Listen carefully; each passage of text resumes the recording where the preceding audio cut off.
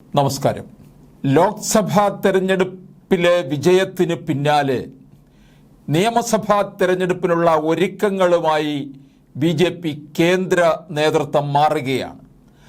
മഹാരാഷ്ട്ര, ഹരിയാന, ജാർഖണ്ഡ്, ജമ്മു കാശ്മീർ സംസ്ഥാനങ്ങളിലേക്കുള്ള നിയമസഭാ തെരഞ്ഞെടുപ്പിൻ്റെ ഒരുക്കങ്ങളാണ് BJP ആരംഭിച്ചിരിക്കുന്നത്. മഹാരാഷ്ട്രയിൽ 2 കേന്ദ്രമന്ത്രിമാരെയാണ് പ്രചാരണത്തിൻ്റെ മേൽനോട്ടത്തിനായി BJP രംഗത്തിറക്കിയത്. പരിസ്ഥിതി മന്ത്രി ഭൂപേന്ദ്ര യാദവിനാണ് സംസ്ഥാനത്തിൻ്റെ ചുമതല. റെയിൽവേ മന്ത്രി അശ്വനി വൈഷ്ണവിനാണ് സഹചുമതല.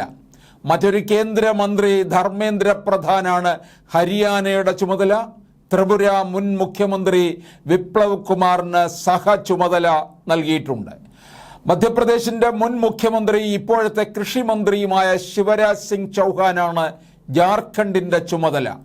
അസം മുഖ്യമന്ത്രി ഹിമന്ത് ബിശ്വ ശർമ്മയ്ക്കാണ് സഹചുമതല. ജമ്മു കാശ്മീരിലെ തയ്യാറെടുപ്പുകൾക്ക് കൽക്കരി വകുപ്പ് മന്ത്രി ജി കിഷൻ റെഡ്ഡി നേതൃത്വം നൽകും.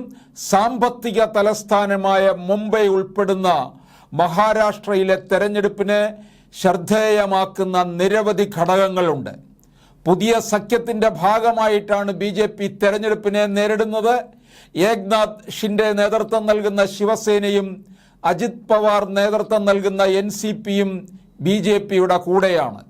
കോൺഗ്രസും ഉദ്ധവ് താക്കറെ നേതൃത്വം നൽകുന്ന ശിവസേനയും NCPയും ശരത് പവാർ ഉൾപ്പെട്ട സഖ്യമാണ് എതിരാളികൾ. 2019 ലോക്സഭാ തെരഞ്ഞെടുപ്പിൽ BJP 23 സീറ്റുകളിൽ വിജയിച്ചിരുന്നു. ആകെയുള്ള 48 സീറ്റുകളിൽ 41 എണ്ണത്തിൽ BJP നേതൃത്വം നൽകുന്ന സഖ്യം വിജയിച്ചു. ഈ തെരഞ്ഞെടുപ്പിൽ സഖ്യത്തിന് 17 സീറ്റുകളിലാണ് വിജയിക്കാനായത്. BJP 9 സീറ്റുകളിൽ വിജയിച്ചു. കോൺഗ്രസ് സീറ്റുകളുടെ എണ്ണം 1 നിന്ന് 13 ഉയർത്തി. ഭൂപേന്ദ്ര യാദവിനും അശ്വനി വൈഷ്ണവിനും നേതൃത്വ ചുമതല ഉണ്ടായിരുന്ന കഴിഞ്ഞ മധ്യപ്രദേശ് നിയമസഭാ തെരഞ്ഞെടുപ്പിൽ 230 സീറ്റിൽ 163 സീറ്റുകളിൽ BJP സഖ്യം വിജയിച്ചിരുന്നു. ലോക്സഭാ തെരഞ്ഞെടുപ്പിന് മുൻപ് ഹരിയാന മുഖ്യമന്ത്രി മനോഹർ ലാൽ ഖട്ടറെ BJP മാറ്റി. നായബ് സിംഗ് സെയ്ദിയെയാണ് മുഖ്യമന്ത്രിയാക്കിയത്.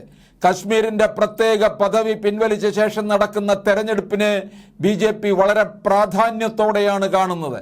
2014 ശേഷം നടക്കുന്ന ആദ്യ തെരഞ്ഞെടുപ്പാണിത്.